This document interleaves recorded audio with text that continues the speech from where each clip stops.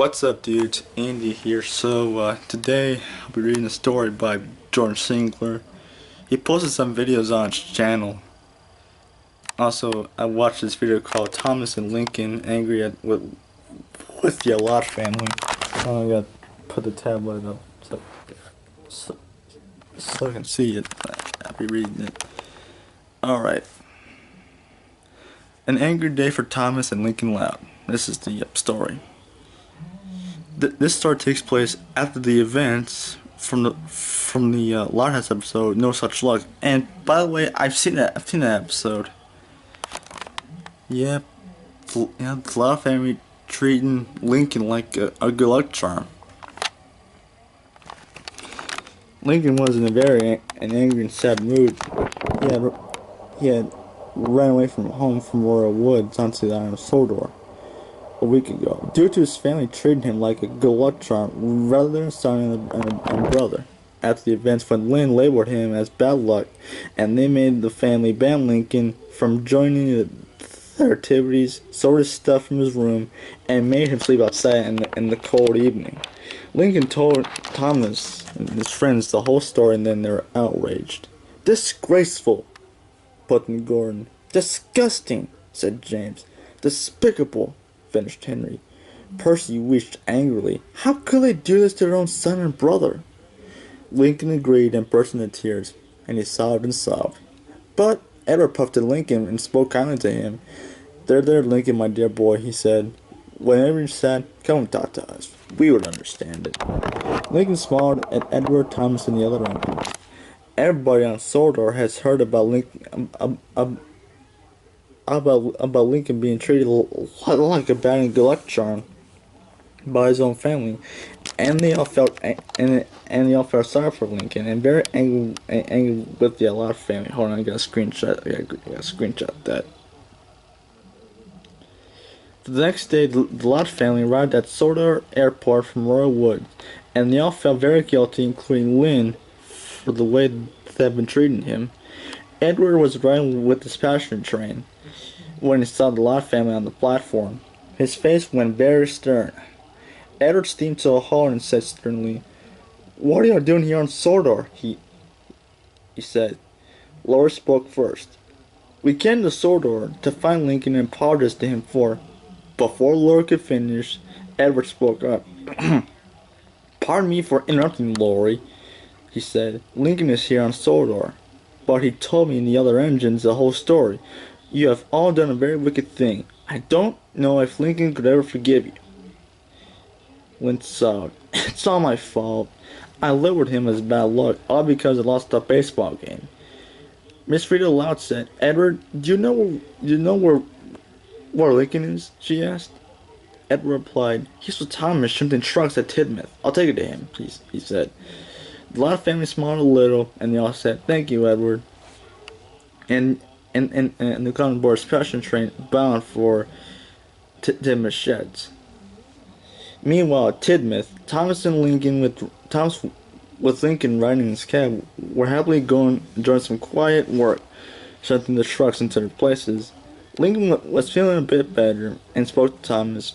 "I was very nice to Tom had to let me ride in your cab while I shunt, Thomas.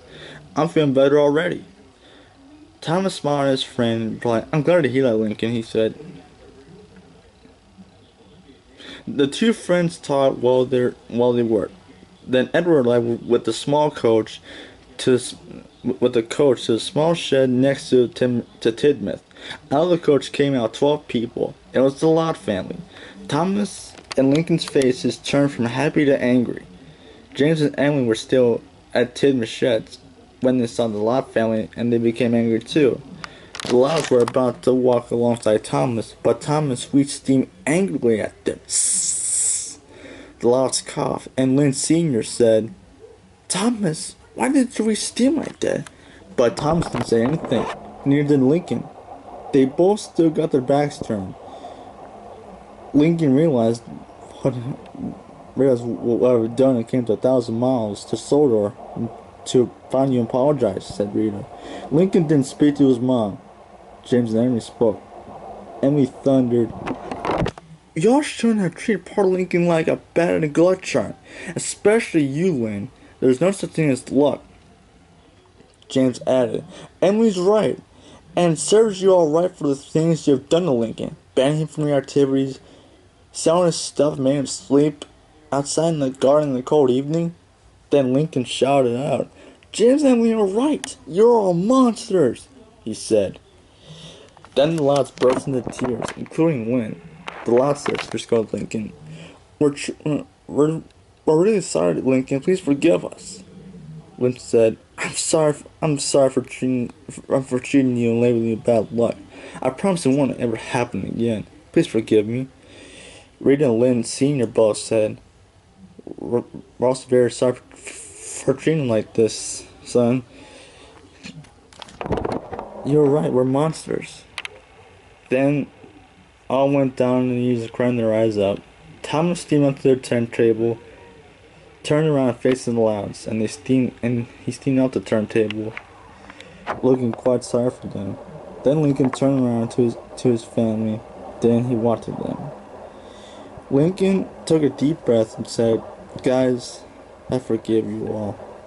I see you didn't. I see you didn't mean that. Let's forget what has happened in the past and move on. And his parents and sisters knew that Lincoln was right. Smiled and they all had a group hug. Thomas, James, and Emily smiled. Happy to see the Lott family back together again.